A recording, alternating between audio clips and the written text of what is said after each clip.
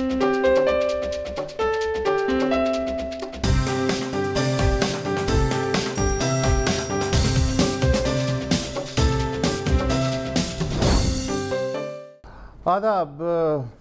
एक और ख़ुसूसी ज़रा हटके, बल्कि ज़रा ज़्यादा ही आज हटके, क्योंकि आज हमारे जो मेहमान हैं वो, मैं ये कहना चाहता हूँ कि शायद आज मैं पहली बार किसी शख्सियत से नहीं, एक ज़माने से, एक दौर से गुफ्तगू करने जा रहा हूँ, मैं और ज़रार। ये जो ज़माना है ये लगभग 80 बरस पे फैला हुआ है। इसमें तकरीबन 69-70 साल रेडियो के आ रहे हैं, 57 साल थिएटर, टेलीविज़न और फिल्म के आ रहे हैं, और ना मेरी इतनी उम्र है, ज़रार की उम्र का तो सवाल ही नहीं पैदा होता। कवी खान साहब ने ये एजाज़ बख्शा कि आज वो हमारे मेहमान हैं। Thank you so much. बहुत शुक्रिया। मैं इससे पहले कि आपको सवाल भी पूछे, मैं डिस्क्लेमर देना चाह रहा हूँ कि मैं इंतहाई स्टारस्ट्रक हूँ अभी, मतलब इंतहा से भी आगे, और मुझे समझ नहीं आ रहा कि मैं मतलब ऑटोग्राफ लूँ, आपका सेल्फी लूँ। वो सवाल तो पूछना मुझे समझ में ही नहीं आ रही थी। अभी माहौल बन जाएगा 10 मिनट में, तो उसके बाद पूछना। चले, ठीक है। कवि साहब, ये इस्लामाबाद में PNCA जो है, जी जी, इसमें आपने मार्च 2011 में एक 1 मैन थिएटर किया था, एक्शन एंड रिएक्शन। जी जी जी। उसमें आपने जो आपकी ज़िंदगी की जो झलकियां हैं जी, जो लोग, जो मकामात जहाँ से आप गुज़रे, उनके आपने ग्लिम्पसेस वगैरह जो हैं, एक नरेशन, सेल्फ नरेशन की बुनियाद पे आपने वो किया था। लिखा भी आपने था, परफॉर्म भी आपने किया था। नहीं, मैंने लिखा बिल्कुल नहीं था। अच्छा। वो हुआ यूँ था कि उन्होंने कहा कि आप एक किस तरह का कर दें, तो जो आप कास्ट वास्ट लेके आएंगे उसको हम थोड़ा बहुत पे कर देंगे। तो पेमेंट बहुत कम थी। तो मैं सबको लेकर आऊँ, मैंने कहा, और मैं करूँ। और तो फिर आपने खुद ही फैसला किया गया? मैंने खुद उनको कह दिया कि ऐसा है, मैं अकेले कर लेता हूँ, तो देखा जाएगा। ये बताने का मकसद ये है कि उसमें आपने ज़ाहिर है कि अपनी जन्मभूमि का जिक्र भी किया, उस ज़माने के लोगों का जिक्र किया, बाद के हालात का भी जिक्र किया। जी, वो मैंने 4 पोर्शन बनाए थे। मैं चाहता हूँ कि आज का जो प्रोग्राम है वो भी पोर्शनाइज्ड हो जाए। अच्छा, तो पेशावर चलते हैं जहाँ पैदा हुए थे। जी, उस ज़माने का बताएं। पेशावर 1942 13 नवंबर के बाद। जी, बस मैं पैदा हो गया, और पैदा हो के मैं 8 साल का हो गया। 8 साल से मैंने रेडियो जाना शुरू कर दिया। ठीक। अब रेडियो से मैं निकला, अब तक रेडियो कर रहा हूँ, ये हो गए 69 साल। 77 का मैं हूँ। उसके बाद रेडियो से निकलकर मैं थिएटर में आ गया। थिएटर से मैं लाहौर आ गया 61 में। लाहौर आके कोई वाकिफ नहीं था, मैंने क्या किया जाए। उसके बाद मैंने असिस्टेंट रहा। तो क्या मैं इजाज़त ले लूँ नाजरीन से, प्रोग्राम ख़त्म कर दें? आप क्या चाह रहे हैं? मैं चाहता हूँ उसको नहीं, स्लो डाउन कर देते ना। ये जो आप अब ये प्रोग्राम शुरू होने से पहले 40 और 45 मिनट्स का जिक्र कर रहे थे जी, तो आपने ये भी कहा था आज जरा। अच्छा, आप पहले ये बता दें कि आपको एक 8 साल का बच्चा 1952 में, हाँ, एक कवि नाम का एक बच्चा, अब मुझे नहीं पता आपका कोई निकनेम था उस ज़माने में या नहीं। नहीं, मैं बहुत कवि था। अच्छा, वो जो 8 साल का कवि था, उसको रेडियो पाकिस्तान का ज़ाहिर रास्ता तो पता नहीं होगा, वो गया कैसे करने क्या गया, उसके ज़हन में कॉन्सेप्ट क्या था? वो असल में मैं रहता था मस्जिद मोहब्बत खां के सामने, बहुत आपको पता है तारीखी मस्जिद है। तो उस मोहल्ले में एक रेडियो पाकिस्तान के बहुत ही बड़े हमारे मशहूर आर्टिस्ट थे, शेख शरीफ, वो रहते थे। तो उन्होंने एक दिन मुझे देखा, उन्होंने कहा, भाई तुम बेटा क्या नाम है? मैंने कहा कवि मेरा नाम है। तो उन्होंने कहा तुम बच्चों के प्रोग्राम में काम करोगे रेडियो में? मैंने कहा वो क्या होता है? उन्होंने मुझे बताया। बोले कल इतवार है तो चलना तुम सुबह वहाँ बच्चों के प्रोग्राम। मैंने कहा चलूँगा। मैंने अम्मा से कहा और बहन से कहा, और उन्होंने कहा जब चले जाना। फिर पता चला वो हमारे करीब ही रहते हैं। वो मैं रेडियो जाना शुरू हो गया। वहाँ गया, मैं चुपके से बैठ जाता था, लोगों को देखता था। एक दिन मैं देखा, मैं रेडियो अंदर गया स्टूडियो में, तो वो एक खातून रो रही थी और कुछ ये वो, मैंने कहा बड़ा जुल्म हो रहा है यहाँ। तो मैं भागा, मैं प्रोड्यूसर की उंगली पकड़ी के देखें क्या हो रहा है। वो जब मैं आया स्टूडियो में तो वो सब हंस रहे थे। मैंने कहा ये क्या? उन्होंने कहा बेटा ये रिहर्सल हो रही थी। अच्छा, मैंने कहा रिहर्सल ऐसे होती है रिहर्सल, फिर ये वो वगैरह। 1 साल तक जाता रहा मैं, मुझे मज़ा आने लगा, ये तो बड़ी अच्छी जगह है, बड़े अच्छे लोग हैं, बड़े पढ़े लिखे लोग हैं, बहुत सीखने को मिलता है। तो उसके बाद उन्होंने मुझे एक प्रोग्राम दे दिया, नन्हे मियाँ। ठीक। तो उसमें नानी अम्मा थी, वो हमें कहानी सुनाती थी। एक जावेद सरवत थी, उसका नाम, एक बच्ची थी मेरी जितनी होगी, तो वो नंदिया पा बनती थी, मैं नन्हे मियाँ। कहानी ख़त्म हो जाती, जो कहते सो जाओ और धीरे से आ जाए अखियाँ में नींदिया आ जाए और हम सो जाते। उसके बाद बाहर निकलते थे तो 5 रुपए मिलते थे उस जमाने में। बहुत खूब। मैंने कहा ये क्या हो गया? 8 साल के बच्चे को 5 सोने के लिए। हाँ, मैं घर आया, मैंने अम्मा 5 रुपए मिले। अरे उन्होंने फौरन 1 रुपया मुझे दिया। मैंने कहा लो भाई, तो 6 रुपए हो गए, मजे हो गए। अब वो 1 रुपए में मैं एक आध फिल्म भी देख लेता था। उस जमाने में वो लेडी जो बच्चे साहब चले जाते थे फिल्में देख, वो स्क्रीन, रेडियो, लोग सारे बुजुर्ग, यंग, मेरी उम्र के, वो एक अजीब सी चीज़ मेरे जहन में बस गई कि एक खूबसूरत तरीन जगह है, तो बस यही होगा, यही रहना यहाँ ही है, रहना है, इसी बस में रहना है। वहीं एक ड्यूटी ऑफिसर भी होते थे रेडियो पाकिस्तान पेशावर में, जिनका नाम था अहमद फराज। अहमद फराज, जी जी जी। हाँ, हर एक ख्वाहिश रोती रहती है। एक दिन मुझे मिले थे इस्लामाबाद में और पीछे उनका हाथ आया और मेरे अंदर बारिश होती रहती है। मैंने कहा फराज साहब देखा, तो उन्होंने गले लगा लिया मुझे। बहुत बहुत तो मोहसिन एहसान और बड़े बड़े। तो ये जो कवि जो 8 साल का बच्चा था, ये अहमद फराज से वहाँ मिला?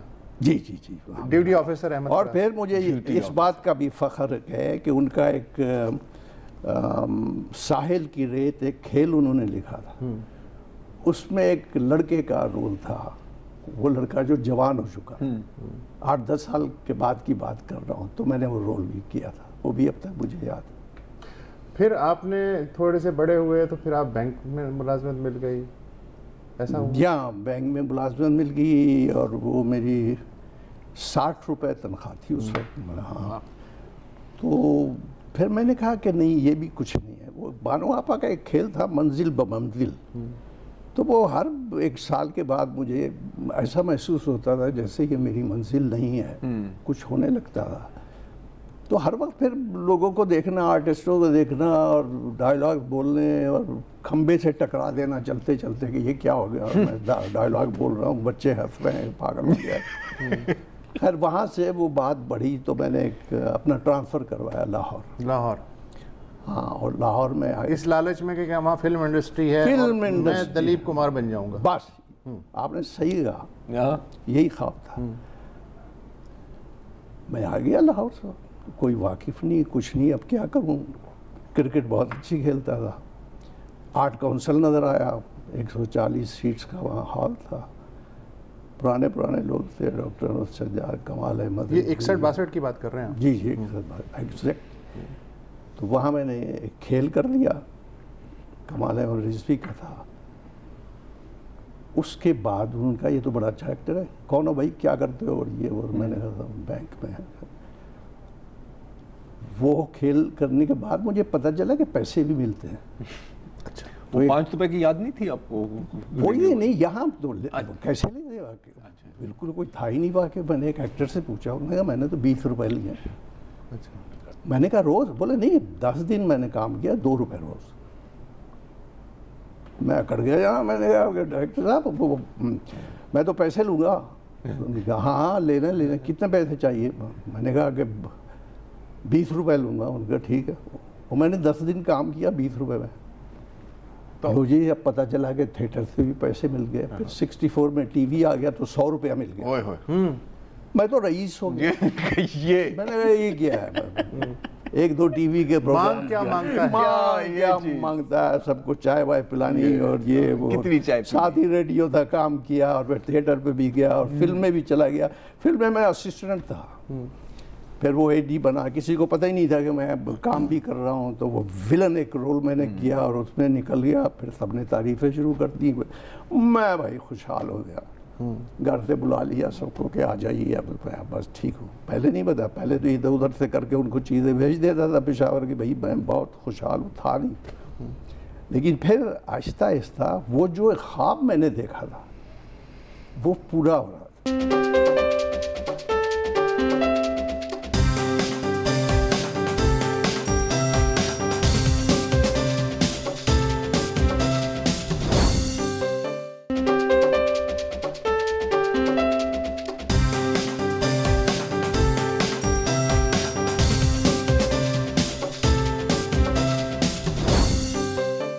टीवी सीरियल था अंधेरा उजाला। जी जी, जमील फ़खरी, राहत काज़मी, इरफान खूसट, कवि, पुलिस और जो अवाम का रिश्ता है उसकी बुनियाद पे 80s में जो सीरियल बना 84-85 में, ये टीम ही बड़ी आला थी। इस टीम की मैं केमिस्ट्री जानना चाहता हूँ किस तरह की थी। असल में देखिए मेरे अब्बा खुद पुलिस में थे। अगरचे मैंने उन्हें वर्दी में नहीं देखा था जब मैं पैदा हुआ था, मैं आखिरी औलाद था उनकी, लेकिन पुलिस में थे, लंबे चौड़े, उनकी आवाज़ भी माशाल्लाह। तो वो एक कल्चर मैंने देखा था पुलिस का, पुलिस की सारी जो उनकी प्रॉब्लम, उनकी ऊंच नीच, सारा कुछ देखा था, मेरे जहन में था। मुझे वैसे भी, मुझे ये चीज़ें अच्छी लगती हैं। तो वो रोल जब मुझे मेरे पास आया और कि आप ये इसमें ASP हैं, ये आपकी, या फिर बन रहा है, 2-4 महीने में आप देखेंगे रिलीज होने वाला है अंधेरा उजाला। उसमें एक लफ्ज़ था, बोलो बोलो बोलो। तो जब कोई मुजरिम मेरे पास आता था और मैं कहता था तुमने ऐसा क्यों किया, मसलन गंदगी की एक बूंद पूरी कढ़ाई को गंदा कर देती, बोलो बोलो बोलो बोलो। अब वो बोलो बोलो बच्चों में मशहूर हो गया, फिर वो नानी दादी पसंद करने लगी, वो बड़े बूढ़े पसंद करने लगे, फिर जवान भी पसंद करने लगे, और बोलो बोलो बोलो बोलो बोलो बोलो। मुझे तो पता भी नहीं था, लेकिन उसमें एक डिसिप्लिन था, वो सारी चीज़ें थी। वो इतना मकबूल हुआ कि जब 85 के इलेक्शन हुए गैर जमाती, तो मेरे पास तो कोई पैसा नहीं था। वो अल्लाह बख्शे जमील फ़खरी, वो जो थानेदार, हर कैरेक्टर आइकॉनिक था। जमील फ़खरी का जो थानेदार का कैरेक्टर है, इरफान खूसट का थानेदार, 10 जमात पास हवालदार। अच्छा, ये जो बोलो बोलो बोलो वाली बात है ना, आज इसको हम कहें it went viral, popular culture का एक हिस्सा बन गया ना, कि हर हर बंदे के मुंह से यही जुमला निकल रहा है। जी। तो अब वो देखिए कि जब उसने कहा कि तुम यार ऐसा करो, इलेक्शन में खड़े हो जाओ, मैंने कहा क्या मतलब हो? बोले मैं इलेक्शन में खड़े हो जाओ, बाहर निकलेंगे, तकरीरें करेंगे, और मैंने कहा यार मैं बताऊंगा कौन कौन लोग। कहता नहीं, पता चला कि वो 1500 रुपये आप AC के पास जमा कराएं तो बस ठीक है। वो करा दिए साहब, 200 तुम देना, 400 तुम देना, इधर उधर से पकड़ गया। शाम तक हो गया, खड़ा हो गया, कभी खड़ा हो गया, लो भाई। अब दूसरे दिन से प्रोग्राम बनाया कि भाई बाहर निकलेंगे, और जहाँ जाएंगे लोगों को पता चल गया। इसलिए कि अंधेरा उजाला की वजह से आप मशहूर हैं, जनरल जिया से भी ज़्यादा मशहूर हैं आप। खैर वो तो मुझे नहीं पता, मशहूर चले, मशहूर शायद मुश्किल है। तो उसके 9,975 वोट मिले थे मुझे उसके। अच्छा। हाँ, लेकिन मुझे पता था मैं हार जाऊंगा, और मुझे हार में जितना लुत्फ आया है, एक तो आया था ये, जब मुझ पे ये मुसीबतें आई थी और सबका जब मैंने दे दिया था, एक उस दिन हार का आया। और मुझे याद है रात को मैं आया था अपनी 11वीं तकरीर करके, और मैं वैसे जूते वूते पहन के सो गया था, और सोच रहा था कि या अल्लाह नहीं, बस ये करम कर मुझ पर, क्योंकि जितने भी लोग थे, गाय चोरी होगी तो मैं थाने जाऊं, भैंस चोरी होगी मैं थाने जाऊं, साइकिल चोरी होगी मैं प्रॉब्लम, वो तो मैं मुसीबत में फंस गया था। मैंने कहा ये सारे मेरे काम होंगे। हाँ, अगर मैं MNA की सीट के लिए और प्रोविंशियल सीट के लिए दोनों के लिए खड़ा होता तो मैं प्रोविंशियल जीत गया। तो आप बलतियाती इलेक्शन में खड़े हुए थे? नहीं साहब, non party election. Non party MNA के लिए? जी MNA के लिए। अच्छा। मुझे ये नहीं पता था कि MPA क्या होता है, MNA क्या होता है, बाद में पता चला कि बस खड़े हो गए इलेक्शन है, इलेक्शन है। तो आप एक अजाब से बच गए फिर, इसका तो मतलब बच गए। और नहीं, और मैंने ये भी फैसला किया कि किस कदर मुश्किल काम है, बहुत ज्यादा, और बहुत बड़ी इबादत है, यानी उसकी बख्शिश तो यही है जो लीडर अगर बहुत अच्छा काम करे, क्योंकि इतनी खिदमत है, इतनी खिदमत है, इतनी खिदमत। मेरा ख्याल अल्लाह ताला बड़ा आसान है। तो फिर आपने सोचा कि नहीं भाई, थिएटर, फिल्म, टीवी ही ठीक है? नहीं, मैंने कहा जहाँ मैं हूँ वही ठीक है, और ये शोखी ना करो तुम जो उसने, मतलब लीडर की एक्टिंग कर लेंगे, लीडर की परफॉर्मेंस कर लेंगे, लेकिन लीडर नहीं लीडर।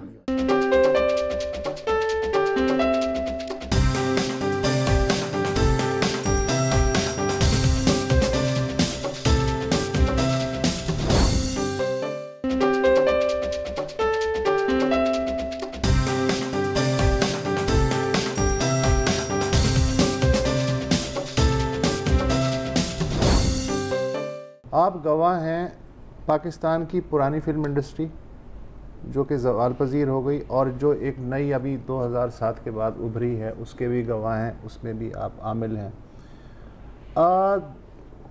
दोनों के वर्किंग कल्चर में आपको क्या फ़र्क लगा? अभी मैं पिछले साल गया था,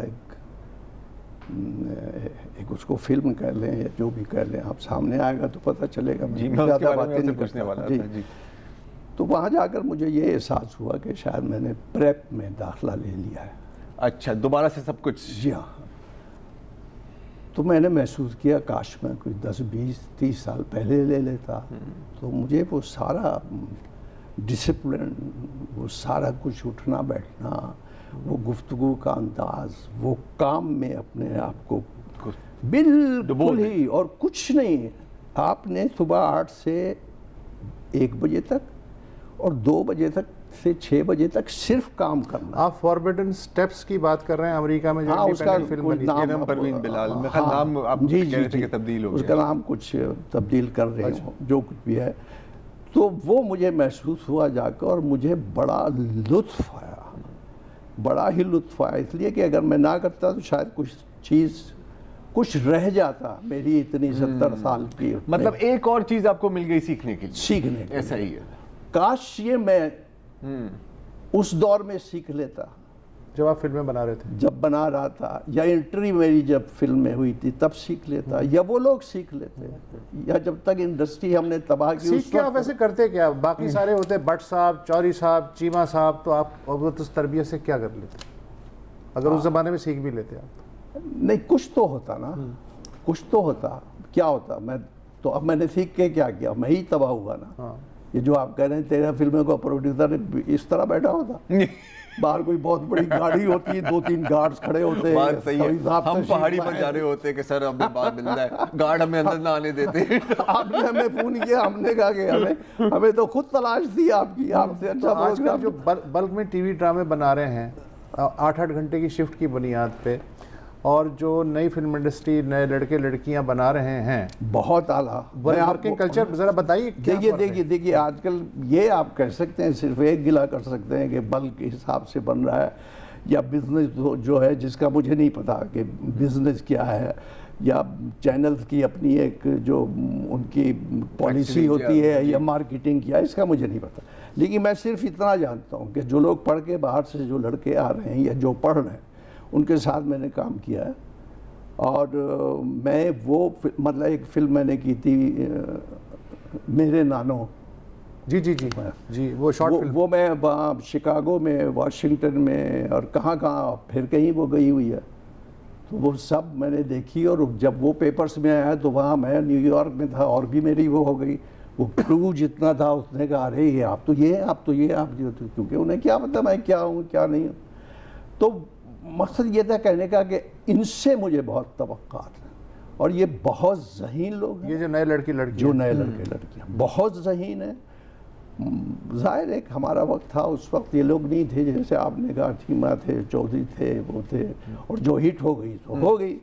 चाहे वो आते बाहर आई और चाहे खंजर चले, चाहे उस वक्त तो अगर मीडिया आते वो निकाल देता और कहता ये चल जाएगी तो मैं मारा गया। लेकिन हम तो वो क्या है, राम में आ रहे गए, बस ऐसे ही है सारा सिलसिला। लेकिन अब बहुत है, अब मुझे खुशी है, अगरचे मैं बूढ़ा हो क्या रहा हूँ, हो चुका हूँ। अशफाक साहब ने कहा था कि एक वक्त आता है जब मेरे अंदर के तने हुए तार आप ही आप टूटते जाते हैं, तो उनको उसका कोई वजह नहीं होती, उन तारों ने टूटना है, लेकिन टूटने से पहले अगर आप ये सब कुछ देख लें कि ये खूबसूरत लोग, ये अच्छे लोग, क्योंकि मुझे जितनी मोहब्बत है वो है अपने प्रोफेशन से ही। मैं आपको ये बता दूं, किसी से नहीं, इसके लिए मैं कुछ भी कर सकता हूँ, लेकिन मुझे इश्क जो है वो इसी से है।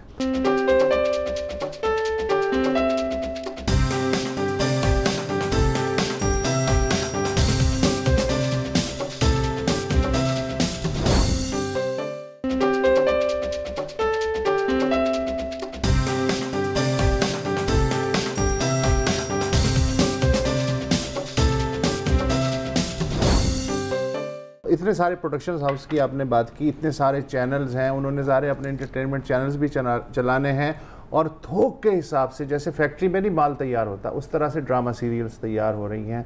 इसका मतलब ये है कि मयार से कता नज़र जो आर्टिस्ट हैं उनको रोज़गार डेफिनेटली मिल रहा है, लड़के लड़कियों को, टेक्नीशियंस को रोज़गार मिल रहा है। लेकिन मैं अक्सर सुनता रहता हूँ कि जो टीवी आर्टिस्ट या टेक्नीशियन है वो आज भी मालिकान को या प्रोड्यूसर को या प्रोडक्शन हाउसेस को करोड़ों रुपए कमा के दे रहे हैं, लेकिन उनके मुआवजे आज भी अच्छे नहीं हैं। ये बात किस हद तक दुरुस्त है? वो इसलिए कि ये बात दुरुस्त है वैसे, प्रोडक्शन हाउसेज और चैनल और दूसरे लोग जो हैं उन्होंने कभी ये नहीं सोचा कि अब ये आपने सबकी बात कर दी कि ये सब उनको कमा कर दे रहे हैं। जिस दिन उनके जहन में ये बात आ जाइए कि ये स्पॉट बॉय और ये कैमरामैन, ये इसका असिस्टेंट, ये एडी, ये उसका ये वो वगैरह वगैरह, ये सब कमा के उनको दे रहे हैं, उस दिन सब कुछ ठीक हो जाएगा। मेरे जहन में बहुत नहीं, लेकिन मेरे जहन में क्यों बात आएगी अगर मुझे आप नहीं बताएंगे या मुझे जोर नहीं देंगे या मेरे ऊपर कोई प्रेशर नहीं होगा, मैं क्यों सोचूंगा ऐसे? हो ही नहीं सकता, ऐसा कैसे हो सकता है? अगर आप कहते हैं कि आप खुद ही तो कह रहे हैं आप कि ये सब लोग जो हैं ये ऐसा होता है, और यानी चंद लोग हैं ना फिर बिकते हैं, जाहिर है, तो वो चंद बिकते हैं। हाँ। तो वो चंद बिकते रहेंगे और बाकी जो उनके साथ जम्मे गफीर है वो ऐसा ही रहेगा जब तक कोई सोचेगा नहीं और जब तक सच नहीं बोला जाएगा, और जब तक ये बड़े बड़े जो लोग हैं हमारे एक्टर, उनमें मैं भी शामिल हूँ, जब तक हम ये नहीं सोचेंगे कि जो मेरा सबॉर्डिनेट एक्टर है या ये जो मेरा पीछे बैठा हुआ है या मैं यहाँ खाना खा रहा हूँ, वो जो अभी उसको खाना पहुँचेगा वो शायद सुबह का भी भूखा हो, जब तक ये मेरे जहन में नहीं आएगा ये बात बनेगी नहीं। तो बड़े एक्टर्स भी गोया जो पैसा लगाने वाले उसकी तरह खुदगर्ज है। अगर बड़े एक्टर्स चाहें और एक दिन फैसला कर लें कि भाई इन सारे एक्टर्स का हमने ख्याल रखना, मतलब एक प्रोडक्शन है, एक फिल्म बन रही है या ये बहुत बड़ा अगर है, कोई ऐसा होगा नहीं होगा। मेरी जिंदगी में तो नहीं हुआ कभी। अगर की ही बात हो रही है, अगर की ही बात हो रही है, अगर की बात हो रही ना, लेकिन ऐसा होना चाहिए। देखिए यही तो मैं कह रहा हूँ, मैं प्रेप में क्यों दाखिला लिया मैंने,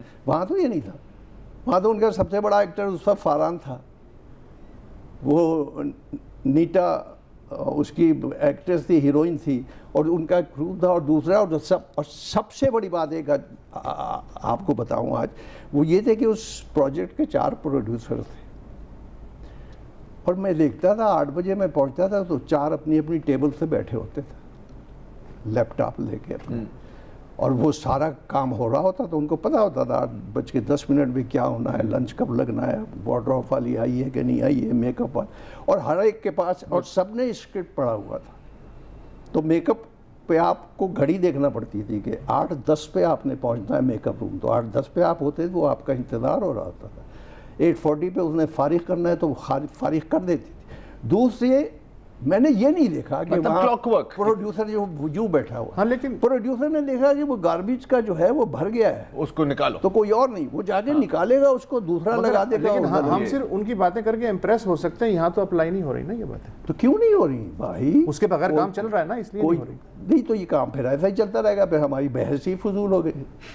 इसका आउटपुट क्या है? कुछ भी नहीं, फिर तो ऐसे चलने दीजिए। फिर यही होगा ना कि भाई मैं तो बुढ़ा हो गया हूँ, मैंने तो बस गुजार लिया, मैं तो चलो बच्चों के पास चला जाऊंगा या इधर उधर, या भाई अब क्या है। लेकिन मैं तो अब भी यही चाहता हूँ ना कि ऐसा हो जाए, और ऐसा हो जाए तो फिर क्या बात है। यही हमारे 4 हीरो, यही 4 हीरोइन अगर चाहें, और वो जिस प्रोजेक्ट में वो काम कर रहे हैं उनको सब मालूम होना चाहिए कि इस प्रोजेक्ट में कौन भूखा है, किसकी हालत बुरी है, कि कम से कम अपनी जगह तो साफ कर ले, अच्छी खूबसूरत अपना वो कमरा, और वो अपने क्रू का कमरा, और ये तो हो सकता है कि बिल्कुल हो सकता है। हम यहाँ बैठे हैं, यहाँ अच्छे लोग अगर आ जाएं बैठे, और खूबसूरती आ जाए बेहतरीन, ये तो हम कर सकते हैं। बिल्कुल। तो हम तो वो भी नहीं करते जो हम कर सकते। जिस दिन हमने सोच लिया अपने अलावा एक शख्स के बारे में भी, तो जिंदगी कुछ से कुछ बन जाएगी, और गुलशन ही गुलशन होगा, फूल ही फूल खिलेंगे, अगर सोच लिया। अब तक तो नहीं सोचा। आपके माशाल्लाह 2 बेटे 2 बेटियां हैं। ये हाँ, अदनान ने अपनी लक आजमाई थी शो बिजनेस में, फिर क्या हुआ? अदनान ने आजमाई थी, मेहरान ने भी आजमाई थी। मेहरान उस वक्त BA कर रहा था, BSc। तो उसने आकर देखा मुझे, बचपन से काम करता था, फिर एक दिन आ गया और वो बैठा रहा सुबह से और शाम तक, और उससे काम भी नहीं लिया गया। फिर तो उसने कहा अब्बू मैं कर नहीं सकता, मैंने पेपर्स देने हैं, ये तो बुलाते हैं और फिर काम नहीं होता है। मैंने कहा ये फैसले तो तुमने करने हैं। बिल्कुल। और उनको इतना शौक है, इतना शौक है, मैं आपको क्या बताऊं। यानी उनका शौक कुचल दिया गया, आप ये समझ लीजिए। मैं कुचला गया, लेकिन मैं फिर पानी वानी में रह के जो कुछ खा भी गए, ठीक हो गया। तो अब अदनान ने फिर एडमिशन लिया है वहाँ यूनिवर्सिटी में, फिल्म मेकिंग का। अब देखिए ना, वो भी 50 साल का माशाल्लाह, वो कनाडा में। अच्छा, माशाल्लाह। तो शौक ये है, शौक तो मुझे भी बहुत है। अब तो मुझे जितना शौक है उतना काम भी मुझसे नहीं होता। शौक बहुत, मैं चाहता हूँ सब कुछ अच्छा हो जाए। मैं क्या करूँगा, मैं कुछ कह नहीं सकता। अब मेरा दिल चाह रहा है कि काश इलेक्शन जीत गए होते हैं। नहीं फिर ये भी है। हाँ, नहीं ये भी है। चले, आपने उर्दू में काम किया, आपने पंजाबी में काम किया, पश्तो में काम किया। पश्तो में एक फिल्म बनाई मैंने, वो उसका बताया ना, माजबी ने। पश्तो में असल में मेरे साथ इत्तेफाकात बड़े अजीब होते हैं, ये किसी को नहीं मालूम। पश्तो हालांकि मादरी ज़बान है। लेकिन जब मैंने पश्तो फिल्म बनाई थी, उस वक्त लोगों ने पश्तो के पोस्टर उससे फाड़ दिए थे। क्यों? कि भाई इसमें वो गैरत की गाने हैं और ये है और ये 70s की बात वगैरह था। हाँ, इससे ज़रा से पहले। तो आप उसके बाद अब आप देखिए कैसी फिल्में बनती हैं। माँ जबीना में आपका किरदार था? माँ जबीना में मेरा किरदार था। माँ जबीना आसिफ खान था, यास्मीन था, साकी साहब थे हमारे। साकी साहब को आप जानते हैं ना। एक आपने पश्तो का गाना भी गुनगुनाया था, मैंने किसी इंटरव्यू में देखा था, वो अभी आप गुनगुना सकते हैं? नहीं, वो गुनगुनाया नहीं था। वो शपदा पा आखरा बिया बनवी दीदनुना जाना ना, ये आखिरी रात है, फिर हम एक दूसरे से नहीं मिल सकेंगे, जाना ना। ये बहुत ही खूबसूरत गाना था। अब तो इसको लिखने वाला भी नहीं रहा, और वो भी एक ख्वाब था मेरा कि वो मेरी पश्तो फिल्म चलनी चाहिए थी, लेकिन नहीं। असल में हुआ ये कि जब भी मैंने कोई कदम उठाया वो कुछ ना कुछ हो गया। अजीब इत्तेफाक होते रहते हैं। आप अजीब इत्तेफाक। वो आपने वो तो सुना होगा, बड़ा मशहूर के चले रहने तो उसको कहीं कोई और नहीं रहने कहते हैं। वो मदई की बात है कि उन्होंने कहा कि भाई साहब आपके हर काम ख़त्म हो जाता है, तो आप ये क्या कर रहे हैं, ये क्यों ऐसा हो रहा है? तो मैंने उनको बस देखा, और फिर मैं देखता रहा, और मैं देखता ही रहा। अब भी जो कहता हूँ, ये कोई कहता है कि ये सब कुछ ऐसा क्यों हुआ, तो मैं फिर खामोश हो जाता। असल में अब भी मैं खामोश ही हो गया हूँ, बात टाल गया हूँ। मैंने कहा नहीं आपसे सच, और मैं कहूँगा भी नहीं। छोड़े यार, चले ठीक है। अच्छा, आप अपनी मर्जी से बने, अपनी मर्जी से बर्बाद हुए, अपनी मर्जी से उठे, और इस वक्त भी अपनी मर्जी से जी रहे हैं। एम आई राइट? अब इस सब को समझ दें आप। हाँ, कि मर्जी नहीं थी, मर्जी उसकी बस बेशक इतनी सी बात पे बात खत्म हो आप जाती। राजी बाराजा हो गए। और मैं उस चीज़ का बहुत कायल हूँ। ये मैंने अपने एक पिछले इंटरव्यू में जिक्र किया है उस टैक्सी ड्राइवर का, जिससे किसी ने कहा कि भाई तुम वहाँ चलोगे गुलशन, यहाँ से बोर्ड पे वेतन थे, तो उसने कहा साहब चलेंगे। उसने कितने पैसे लोगे? मैं कहा देखिए आप जो मेरे नसीब में होगा दे दीजिएगा। तो वो चला गया ले। उसने कहा देख लो। कहते साहब जो नसीब में होगा दे दीजिएगा, कोई जिद थोड़ी कर रहा हूँ, बैठिए। वो लेके वहाँ गया, वो गुलशन में उतरे और उन्होंने उसको 50 रुपये दे दिया। उसने कहा शुक्रिया मोहब्बत आपकी। वो जाने लगा। तुमने कहा भाई ठीक है ये? कहता मैंने आपसे कहा तो मेरे नसीब में होगा। आपने भाई 45-50 का चले ब्रेक इवन हो जाएगा, कोई बात नहीं, शाम तक है कमा लूँगा। और ठीक है। फिर वो जाने लगा। तुमने कहा यार कोई फ़र्क ही नहीं पड़ा, अब भी हंस रहे हो। कहता साहब जो नसीब में था मिल गया। तो उन्होंने उसको 200 रुपये निकाल कर दिया। तो उसने वो लेते हुए 200 उसने कहा मैंने आपसे कहा था ना मेरे नसीब का कोई ले जा नहीं सकता। तो अब जो मेरे नसीब का है वो कोई ले जा नहीं सकता। बहुत खूब। ये है बात, यहाँ पे ख़त्म हो गई। कितनी बहस कर लें, कितने इंटरव्यू दे लें, कितनी खुशामद कर लें, कितना कुछ कर लें, हाँ एक ये होना चाहिए, एक आपके पास एक बर्क रफ्तारी होनी चाहिए जो खुद ब खुद ख़त्म हो तो ठीक है, लेकिन आप सवाल लगे रहे। ख़त्म हो गया बस बिल्कुल। तो ये था कवी खान साहब जो हैं, thank you so much. Great honour. आप हमारे लिए बहुत इज़्ज़त अफजाई है हमारी। बिल्कुल। और मेरे लिए कम से कम ये तारीखी प्रोग्राम है सबकी तरह से। आज से 7-8 साल पहले कुछ मैंने एक इंटरव्यू दिया था जो मेरी ज़िंदगी में सबसे पहला टाइटल जो मुझे पसंद आया था अपने इंटरव्यू का, वो अखबार का था, टीवी का नहीं। वो था, मेरी तस्वीर लगाई थी, कोई खातून थी गालबन, और उस पर लिखा था कांस्टेंट स्ट्रगल। वो टाइटल मुझे बड़ा अच्छा लगा। और शायद वो मैं अगर गालिब के शेर में आपकी ज़िंदगी को कन्फाइन करना चाहूँ, एक शेर पढ़ूंगा फिर मैं प्रोग्राम ख़त्म कर दूंगा। वाह हसरता कि यार ने खींचा सितम से हाथ, दिल को हरी से लज्जत आज़ार देखकर। वाह वाह। इजाज़त दीजिए, खुदा हाफिज़।